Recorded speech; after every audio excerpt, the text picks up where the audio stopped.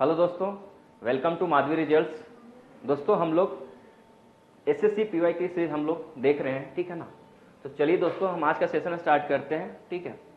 तो हम लोग subject wise SSC previous year question को देख रहे हैं, ठीक है। तो पहले हम लोग पॉलिटी सेक्शन को देख रहे हैं, ठीक है ना। तो दोस्तों देखते हैं, ठीक है, हमारे 11th लेक्चर में, ठीक है, पहला क्वेश्चन क्या कह रहा है। ठीक है, ये क्वेश्चन देखिए आपको सीएचएसएल में पूछा हुआ है और इन्होंने ये क्वेश्चन 2024 में पूछा है। तो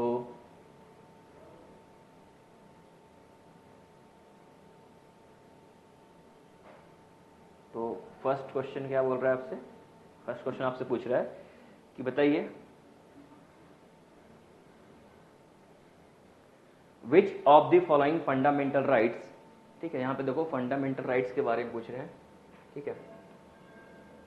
Which of the following fundamental rights has been deleted from the original list, ठीक है ना, original list of the fundamental rights provided in the Constitution of India, ठीक है। क्या आपसे पूछ रहे हैं कि भारत के संविधान में प्रदान किए गए मौलिक अधिकारों की मूल सूची से निम्नलिखित में से किस, ठीक है ना, किस मौलिक अधिकार को हटा दिया गया है, ठीक है। कौन से मौलिक अधिकार को हटा दिया गया है। तो आपके सामने ऑप्शन है, option A right to freedom of religion, option B cultural and educational rights, option C right to constitutional remedies या option D right to property, ठीक है। तो बताइए इसका आंसर क्या होगा। कौन सा जो फंडामेंटल राइट्स है हमारे जब भारतीय संविधान में जब हमारा कॉन्स्टिट्यूशन बना था तब, ठीक है, तो उस ओरिजिनल लिस्ट से कौन सा हमारा जो फंडामेंटल राइट है उसको हटा दिया गया। ये आपसे प्रश्न कर रहे हैं, क्वेश्चन कर रहे हैं। तो बताइए इसमें से सही उत्तर क्या होगा, इसका सही आंसर क्या होगा। और मैं आपको इस क्वेश्चन को सॉल्व करने के लिए I will give you 5 second, ठीक है ना, 5 सेकेंड आपको दूंगा और इस क्वेश्चन को लगाइए, ठीक है ना।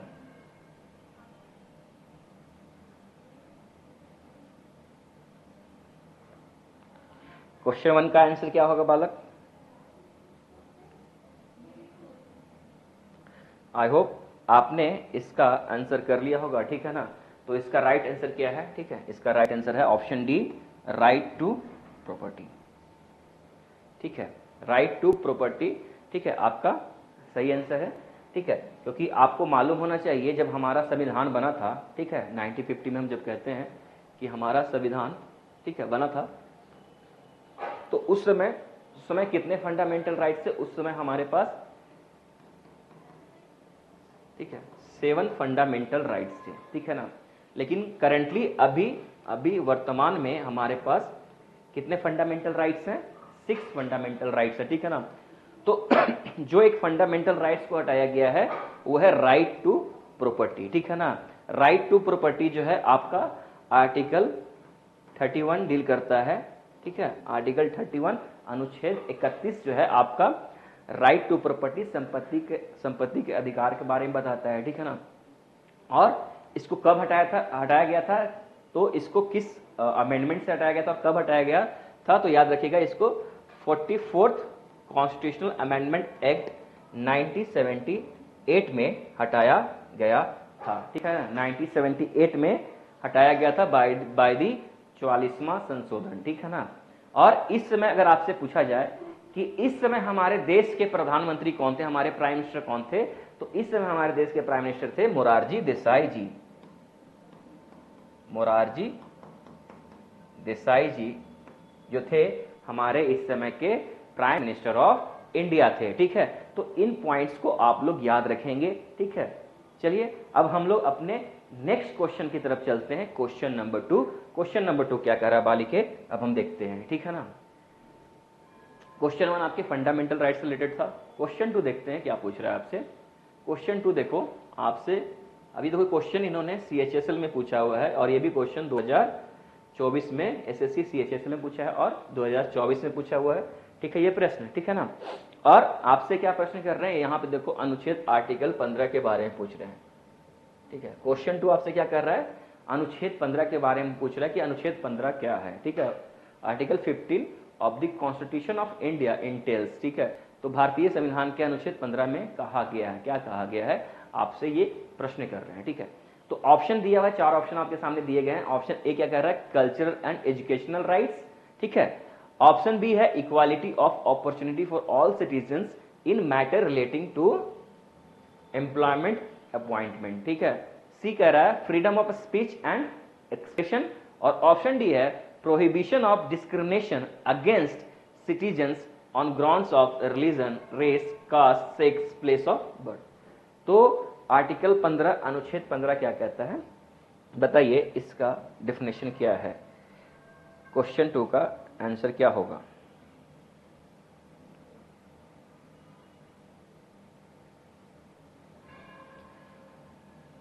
आई होप आपने इसका आंसर कर लिया होगा, और इसका जो राइट आंसर है, ठीक है, article 15 option D is your right answer, ठीक है। तो किसी भी नागरिक के खिलाफ केवल धर्म, नस्ल, जाति, लिंग या जन्म स्थान के आधार पर भेदभाव निषेध है। आप भेदभाव नहीं कर सकते, इन 5 ग्राउंड्स के ऊपर आप भेदभाव नहीं कर सकते हैं। यही आपका आर्टिकल 15 अनुच्छेद 15 आपको बताता है, ठीक है ना। तो इसको आप याद रखेंगे, ठीक है, कि हम किसी भी व्यक्ति के साथ, ठीक है, ना तो धर्म के आधार पे, ना ही नस्ल रेस के आधार पे, ना ही कास्ट जाति के आधार पे, नहीं सेक्स लिंग के आधार पे, और ना ही जन्म स्थान के आधार पे हम लोग आपस में भेदभाव करेंगे, ठीक है ना। किसी व्यक्ति के साथ हम लोग भेदभाव इन 5 ग्राउंड पे नहीं करेंगे। यही आपका अनुच्छेद 15 आपको बताता है, ठीक है। यहाँ पे आप एक पॉइंट याद रखिएगा, और याद रखिएगा कि जो आर्टिकल 15 है वो किस फंडामेंटल राइट्स में डील करता है, वो डील करता है आपके राइट टू इक्वालिटी में डील करता है, ठीक है, राइट टू इक्वालिटी। ये राइट टू इक्वालिटी आपके किस आर्टिकल में आता है, ठीक है, ये आता है आपका 14 से लेके 18 तक। आर्टिकल राइट टू इक्वालिटी जो है आपका आर्टिकल 14 से लेके 18 तक में आता है, ठीक है ना। तो एक चीज आपको ब्रीफ दे देता हूं, आर्टिकल 14 क्या कहता है। आर्टिकल 14 बोलता है आपको इक्वालिटी बिफोर लॉ के बारे में बात करता है। आर्टिकल 15 आपसे यहाँ पे बता ही दिया है, ठीक है, मतलब discrimination, no discrimination on grounds of 5, ठीक है, मतलब रिलीजन, रेस, कास्ट, सेक्स और प्लेस ऑफ बर्थ। 16 क्या करता है, 16 आपको वही इक्वल जिसमें आप लेमैन में रिजर्वेशन करते हो, ठीक है, इक्वल अपॉर्चुनिटी इन जॉब्स, ठीक है, पब्लिक एम्प्लॉयमेंट में इक्वल अपॉर्चुनिटी चाहिए, जिसको हम रिजर्वेशन के नाम से भी जानते हैं, ठीक है। आर्टिकल 17 है जो आपको बात करता है एबोलिशन ऑफ अनटचेबिलिटी, छुआछूत को खत्म करना है, ठीक है। फिर आपका है नेक्स्ट आर्टिकल 18 जो डील करता है वो एबोलिशन ऑफ टाइटल्स, उपाधि को मतलब उपाधि को समाप्त किया गया, टाइटल्स को समाप्त किया गया। वो किस आर्टिकल में बात करता है, वो अनुच्छेद 18 में, आर्टिकल 18 में बात करता है, ठीक है। चलिए बालक अब हम लोग अपने नेक्स्ट क्वेश्चन की तरफ चलते हैं, क्वेश्चन नंबर 3, ठीक है ना। तो ये सारे क्वेश्चन इंपॉर्टेंट है, मतलब पीवाई क्यूज हैं, ठीक है। तो आपको आप सभी सारे क्वेश्चन को आप, ठीक है, अच्छे से डील करेंगे, ठीक है ना। तो हम क्वेश्चन 3 देखते हैं। क्वेश्चन 3 आपसे क्या पूछ रहे हैं, जो भी मैं इसमें इंपॉर्टेंट पॉइंट बता रहा हूँ उसको आप याद रखेंगे, ठीक है ना, या उसको आप नोट में भी बना सकते हैं, ठीक है ना, उन पॉइंट्स को। चलिए क्वेश्चन हम 3 देखते हैं कि क्वेश्चन 3 आपसे क्या पूछ रहे हैं। देखो ये भी सीएचएसएल में पूछा हुआ है, 24 में ये प्रश्न किया गया है, ठीक है। तो आपसे यहाँ पूछ रहे हैं which of the following fundamental rights. देखो कीवर्ड्स याद रखिएगा, यहाँ पे फंडामेंटल राइट्स के बारे में पूछ रहे हैं, मौलिक अधिकार के बारे में पूछ रहे हैं, available for Indians as well as foreigner, ठीक है। इसमें से कौन सा फंडामेंटल राइट्स है जो, ठीक है, वो इंडियंस के लिए भी है और फॉरेनर्स के लिए है, ठीक है। तो आपके सामने ऑप्शन है, option A right of minorities to establish and administer educational institution, ठीक है। फिर बी ऑप्शन आपके सामने equality of opportunity in matters of public employment, ठीक है। ऑप्शन सी क्या कह रहा है आपसे, right to protection of language, script, culture of minorities, या option D right to elementary education. तो बताइए इसमें से सही आंसर क्या है, ठीक है, कौन सा फंडामेंटल राइट्स है जो इंडियंस और फॉरेनर्स दोनों के लिए अवेलेबल है। ये आपसे प्रश्न कर रहे हैं क्वेश्चन 3, ठीक है।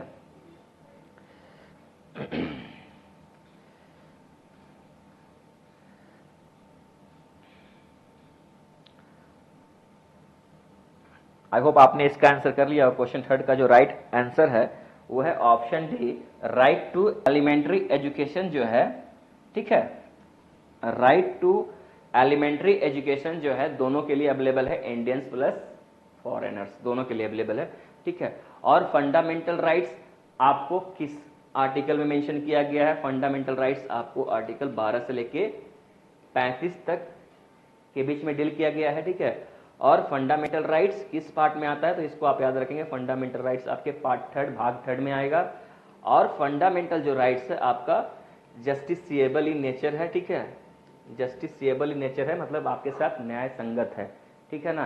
तो इन पॉइंट्स को भी आप याद रखेंगे, ठीक है। चलिए बालक, अब हम अपने नेक्स्ट क्वेश्चन की तरफ चलते हैं। आज का चौथा क्वेश्चन, क्वेश्चन नंबर 4 क्या कह रहा है? क्वेश्चन नंबर 4 कह रहा है बालिके, आपसे पूछ रहा है कि देखो ये भी CHSL में ही पूछा और 24 में पूछा हुआ प्रश्न है, ठीक है। तो क्वेश्चन नंबर 4 आपसे क्या डील कर रहे हैं, पूछ रहे हैं बताओ which of the following is not. देखो यहाँ ध्यान से लिखिएगा, यहाँ पे नॉट, इन कीवर्ड्स पे ध्यान से रखेंगे, याद रखेंगे, देखेंगे। नॉट पूछा है condition for acquiring the citizenship of India, ठीक है। इसमें से निम्नलिखित में से कौन सी भारत की नागरिकता प्राप्त करने की शर्त नहीं है, ठीक है ना। कौन सा कंडीशन नहीं है जिससे कि आपको सिटीजनशिप इंडिया में आपको मिलता है? तो आपके सामने 4 ऑप्शन दिए गए हैं। ऑप्शन ए है holding property, option B descent, option C registration, या ऑप्शन डी डोमिसाइल। तो बताइए इसका आंसर क्या होगा? क्वेश्चन 4 का आंसर क्या होगा बताइए।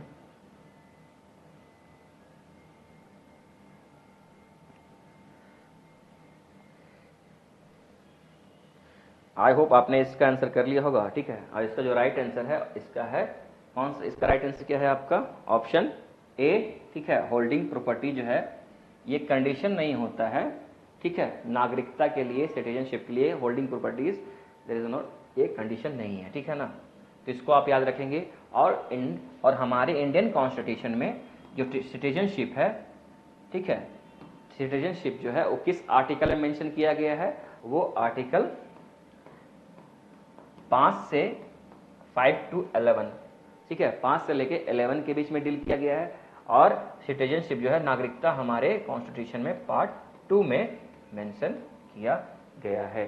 तो इन पॉइंट्स को याद रखिएगा, ठीक है। आपसे नेक्स्ट एग्जाम में आपसे यही सब क्वेश्चन पूछ सकते हैं कि बताओ सिटीजनशिप जो है किस आर्टिकल में मेंशन किया गया है या फिर किस पार्ट में आता है, ठीक है ना। तो इस तरह से प्रश्न आपसे पूछे जा सकते हैं। नेक्स्ट एग्जाम जो भी आप जब भी नेक्स्ट एग्जाम दीजिएगा, कोई भी एग्जाम आपसे एग्जाम में बैठेंगे तो इस तरह का प्रश्न आपसे किया जा सकता है। तो इन पॉइंट्स को आप याद रखिएगा, ठीक है ना। चलिए अब हम लोग अपने नेक्स्ट क्वेश्चन 5 को देखते हैं कि क्वेश्चन 5 क्या पूछ रहा है आपसे, ठीक है ना। तो क्वेश्चन 5 क्या पूछ रहा है बालक और बालिके?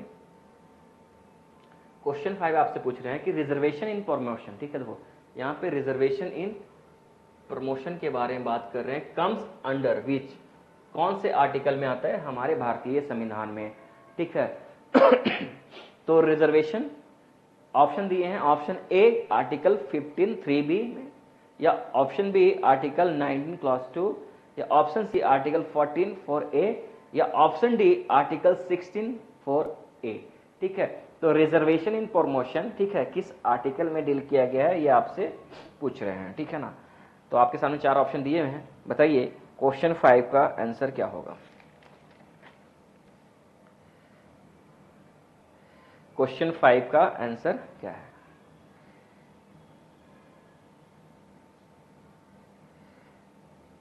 आई होप आपने इसका आंसर कर लिया होगा, ठीक है ना। तो इसका जो राइट आंसर है वो आपका है, ठीक है, ऑप्शन डी, ठीक है ना। Option D article 16(4)(a। Article 16(4)(a जो है आपकी किसके बारे में बात करता है, ठीक है? रिजर्वेशन इन प्रमोशन, ठीक है। आर्टिकल 16 जो मैंने बताया था वो रिजर्वेशन के बारे में बात करता है, ठीक है, रिजर्वेशन के बारे में बात करता है। और रिजर्वेशन के अंदर में भी प्रमोशन में रिजर्वेशन चाहिए, वो कौन सा आर्टिकल डील करता है? वो आर्टिकल 16 क्लॉज 4(a), ठीक है ना, वो रिजर्वेशन इन प्रमोशन को डील करता है, ठीक है। अब आपको याद रखना चाहिए, ठीक है, कि अभी हमारे भारत में प्रेजेंट डेट में, प्रेजेंट टाइम में जो रिजर्वेशन का क्राइटेरिया है, ठीक है, रिजर्वेशन क्राइटेरिया क्या है, ठीक है ना, अभी हमारे इंडिया में रिजर्वेशन क्राइटेरिया क्या है आप इसको देखेंगे, ठीक है ना। तो अभी हमारे यहाँ शेड्यूल कास्ट को 15% रिजर्वेशन दिया जाता है, ठीक है। शेड्यूल ट्राइब्स को, एसटी को 7.5% रिजर्वेशन दिया जाता है, ठीक है। ओबीसी को ठीक है 27% रिजर्वेशन दिया जा रहा है। और अभी एक नया और ऐड हुआ है, ठीक है, वो है ईडब्ल्यूएस, ठीक है ना, इकोनॉमिकली वीकर सेक्शन, ठीक है, उसको 10% रिजर्वेशन दिया गया है, ठीक है, उनको 10% रिजर्वेशन दिया गया। तो अभी हमारे भारत देश में, ठीक है, इंडिया में क्या है, ये रिजर्वेशन क्राइटेरिया चल रहा है, ठीक है, इसको आप याद रखेंगे, ध्यान में रखेंगे, ठीक है। चलिए अब हम लोग अपने नेक्स्ट क्वेश्चन की तरफ चलते हैं, क्वेश्चन नंबर 6, ठीक है ना। क्वेश्चन नंबर 6 क्या कह रहा है बालिक है, क्वेश्चन 6, ठीक है, देखो ये भी CHSL में पूछा है और 2024 में क्वेश्चन किया इन्होंने। तो देखो इसमें आपसे क्या प्रश्न कर रहे हैं, इसमें आपसे पूछ रहे हैं which of the following features पूछ रहे हैं, ठीक है। देखो फीचर्स के बारे में बात कर रहे हैं, किसके बारे में, DPSP के बारे में, directive principles of state policy and also distinguishes it from fundamental rights, ठीक है। क्या कह रहे हैं, निम्नलिखित में से कौन राजनीति के निर्देशक सिद्धांतों की, DPSP, ठीक है, कि एक विशेषता है, फीचर्स है, ठीक है ना, विशेषता है, और इसे मौलिक अधिकारों से भी अलग करता है, इसे फंडामेंटल राइट से अलग करता है। तो आपके सामने 4 ऑप्शन दिए गए हैं। Option A, it protects the interest of the individual, ठीक है, या option B, it is prohibitive in nature, option C, it is non justiciable, या option D, it is justiciable, ठीक है। तो कौन सा इसमें से एक फीचर है DPSP का, आपसे ये पूछ रहे हैं। क्वेश्चन 6 का आंसर,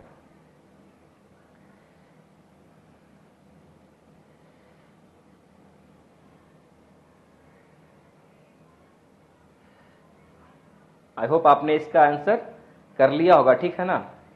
तो DPSP का जो फीचर्स है इसमें पूछ रहे हैं, वो आपके सामने जो ऑप्शन है, ठीक है, DPSP का, ठीक है, फीचर क्या है, विशेषता क्या है, वो आपसे पूछ रहे हैं। तो इसका राइट आंसर क्या होगा, क्वेश्चन 6 का राइट आंसर क्या होगा, ठीक है, option C, it is non justiciable in nature, ठीक है।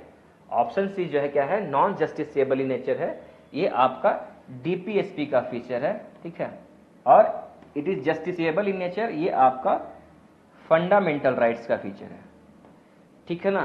तो ये याद रखिएगा, इससे फंडामेंटल राइट्स को डिस्टिंग्विश भी करता है कि DPSP हमारा क्या है, नॉन जस्टिसिएबल है, और फंडामेंटल राइट्स हमारा जस्टिसिएबल इन नेचर है, ठीक है। और आप एक और कुछ पॉइंट्स इसमें याद रखेंगे, ठीक है, जो DPSP है, ठीक है, किस आर्टिकल में डील किया गया है, कहां से कहां तक डील किया गया, तो DPSP आर्टिकल 36 से लेके 51 तक, 36 टू लेके 51 तक डील किया गया है।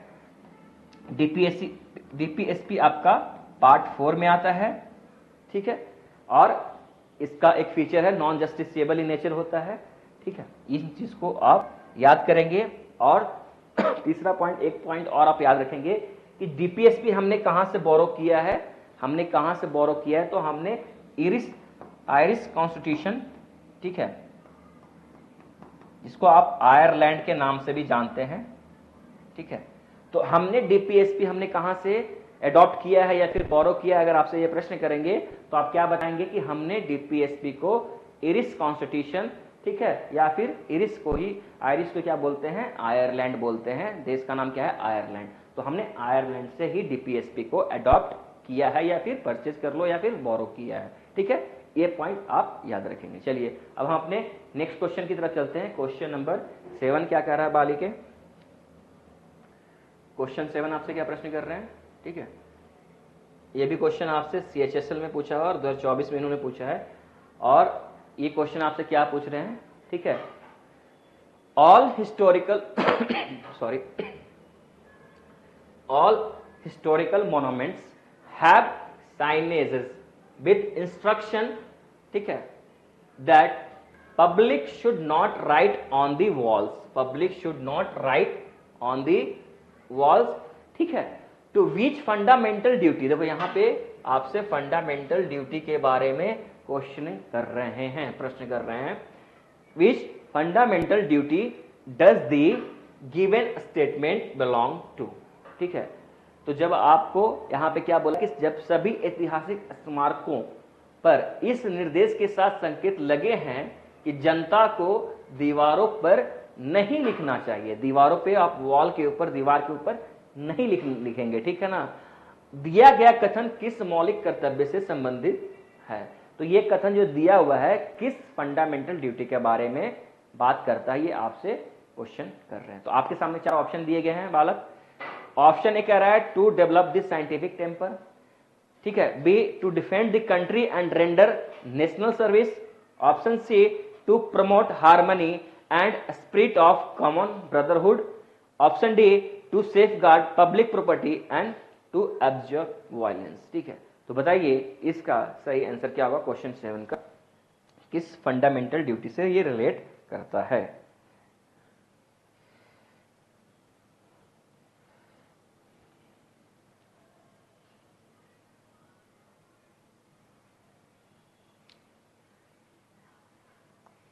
आई होप आपने इसका आंसर कर लिया होगा, और इसका जो राइट आंसर है वो है आपका option D, to safeguard public property and absorb violence, सार्वजनिक संपत्ति की रक्षा करने और हिंसा को रोकने के लिए, ठीक है ना। तो यहाँ पे आप क्या कर रहे हैं, हम लोग ये जो स्टेटमेंट है ये, ठीक है, ये आपके इस फंडामेंटल ड्यूटी के बारे में बात कर रहा है, ठीक है। और फंडामेंटल ड्यूटी के बारे में आप याद रखेंगे कि फंडामेंटल ड्यूटी, ठीक है, आपके किस आर्टिकल में आता है, आर्टिकल 51A में आता है और पार्ट 4A में आता है, ठीक है ना, पार्ट 4A में आता है। और फंडामेंटल ड्यूटी क्या है, नॉट एनफोर्सेबल बाय लॉ, ठीक है, लॉ के द्वारा एनफोर्स नहीं किया जाता है, इसको आप याद रखेंगे, ठीक है। और उसके अलावा एक पॉइंट याद रखेंगे कि हमने फंडामेंटल ड्यूटी कहाँ से अडॉप्ट किया है, परचेज किया है फिर या बोरो किया है, तो हमने फंडामेंटल ड्यूटी को कहाँ से अडॉप्ट किया है, तो हमने यूएसएसआर से किया था, ठीक है। हमने अपने फंडामेंटल ड्यूटी को यूएसएसआर से किया था, जो आज के डेट में इसको आप रशिया के नाम से जानते हैं। तो हमने अपने फंडामेंटल ड्यूटी को यहीं से लिया था, ठीक है। इन पॉइंट को आप याद रखेंगे, नेक्स्ट एग्जाम में आपसे ये सब प्रश्न आपसे पूछ सकते हैं, ठीक है ना, इनको याद रखेंगे। चलिए अब हम अपने नेक्स्ट क्वेश्चन की तरफ चलते हैं। क्वेश्चन नंबर 8 क्या कह रहा है बालिके, तो क्वेश्चन 8 भी इंपॉर्टेंट है, ठीक है ना, इसको ध्यान से करेंगे। और ये भी CHSL में और 2024 में ही उन्होंने प्रश्न करा है, ठीक है। तो मैं आपसे क्वेश्चन क्या कर रहा है कि सपोज अ माइन वर्कर, ठीक है, एक माइन वर्कर है, आस्क हिज सन, ठीक है, अपने बेसिस से आस्क हिज सन, उसका एज कितना है, 9 years, age 9 years, to help him in his instead of going to school, ठीक है। विच आर्टिकल, मतलब कौन सा अनुच्छेद जो है, which article of the constitution of India will be violated, उल्लंघन इन दिस केस। मतलब क्या प्रश्न आपसे कह रहा है कि मान लीजिए एक खदान मजदूर है, ठीक है, एक खदान मजदूर है, माइन वर्कर है, अपने 9 साल के बेटे से स्कूल जाने के बजाय, अपने 9 साल, उसका 9 साल का बेटा है, अपने स्कूल जाने के बजाय क्या कर रहा है, उसे काम में मदद करने के लिए कहता है, उसे काम में मदद करने के लिए कहता है। तो इस मामले में भारत के संविधान के किस अनुच्छेद का उल्लंघन किया जा सकता, ठीक है ना।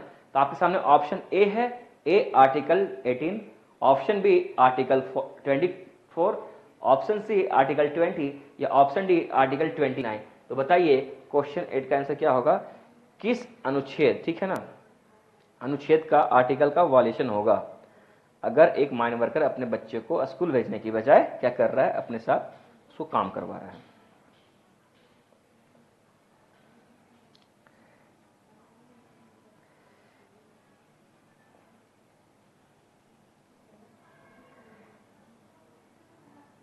आई होप आपने इसका आंसर कर लिया होगा, ठीक है ना, ठीक है। तो इसका राइट आंसर क्या है? Option B, article 24। ठीक है ना? ठीक है, इसका राइट आंसर होगा आर्टिकल 24। ये क्या कहता है कि 14 साल से बिलो द एज ऑफ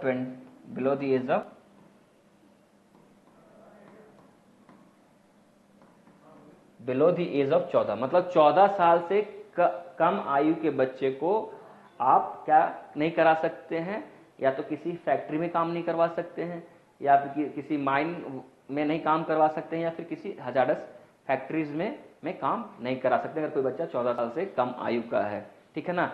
अगर करता हुआ पाया जाता है तो किस अनुच्छेद का वायलेशन होगा? वो अनुच्छेद 24 का वायलेशन होगा। ठीक है ना? और अनुच्छेद 24 जो है, आर्टिकल 24 जो है, किस फंडामेंटल राइट्स में आता है? तो आप इसको याद रखिएगा, ये right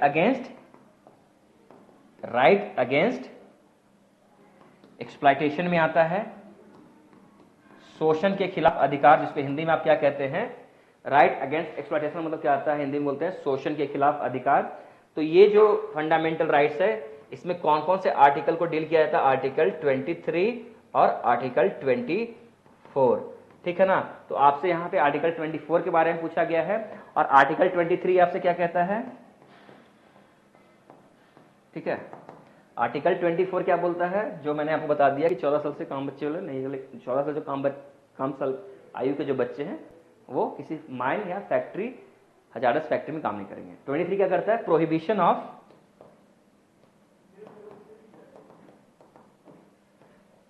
of trafficking of human beings and forced labour.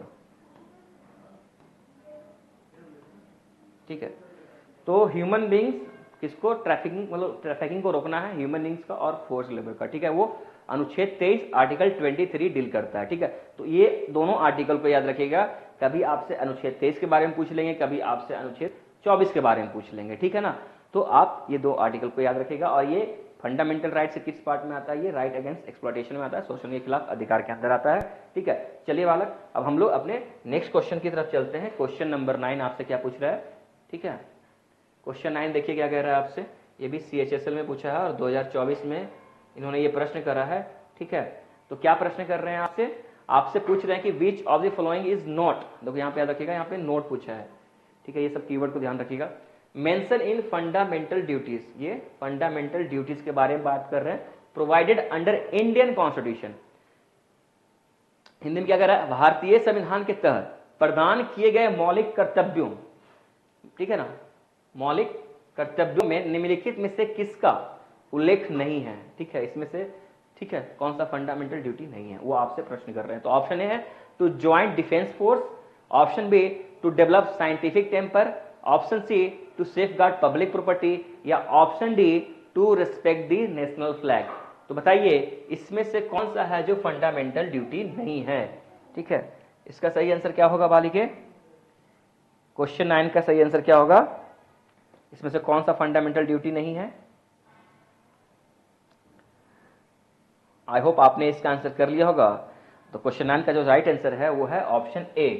ठीक है, टू ज्वाइन डिफेंस फोर्स, रक्षा बल में शामिल होने की। ठीक है ना? ये आपका जो है फंडामेंटल ड्यूटी नहीं है। ठीक है, कहीं से भी फंडामेंटल ड्यूटी नहीं है। और मैंने आपको बता ही दिया फंडामेंटल ड्यूटीज जो है, ठीक है, वो किस आर्टिकल में आता है? फंडामेंटल ड्यूटी आता है आर्टिकल आपके 51A में आता है और पार्ट 4 में आता है। ठीक है, और हमने फंडामेंटल ड्यूटी को कहाँ से बोरो किया है, अडॉप्ट किया है? वो USSR से हमने परचेज किया है। ठीक है ना? इसको याद रखिएगा। ठीक है, चलिए हम लोग आज इस सीरीज का, ठीक है, लास्ट क्वेश्चन, इस सेशन का लास्ट क्वेश्चन देखते हैं। क्वेश्चन नंबर 10 क्या कह रहा है? ठीक है, क्वेश्चन नंबर 10 आपसे क्या कह रहा है बालक? क्वेश्चन 10 आपसे प्रश्न कर रहे हैं, ये भी आपसे देखो CHSL में पूछा हुआ है, 2024 में इन्होंने क्रॉस क्वेश्चन करा है। ठीक है, तो आपसे क्या क्वेश्चन कर रहे हैं? एनी सिटीजन, ठीक है, any citizen of India can make a declaration renouncing his or her Indian citizenship under what? ठीक है, भारत का कोई भी नागरिक संविधान के तहत अपनी भारतीय नागरिकता का त्याग करने की घोषणा कर सकता है। किसके तहत? वो अपने नागरिकता को रिनाउंस या त्याग कर सकता है। आपके सामने ऑप्शन है, 4 ऑप्शन दिए गए हैं बालिके। ऑप्शन ए क्या कह रहा है, सिटीजनशिप एक्ट 1975 के तहत करेगा, या ऑप्शन बी सिटीजनशिप एक्ट 1985 के तहत करेगा, या ऑप्शन सी सिटीजनशिप एक्ट 1955 के तहत करेगा, या फिर ऑप्शन डी सिटीजनशिप एक्ट 1965 की तरफ करेगा। तो बताइए ऑफ क्वेश्चन 10 का आंसर क्या होगा, ठीक है, किसके तहत, ठीक है, हम लोग नागरिकता को छोड़ सकते हैं।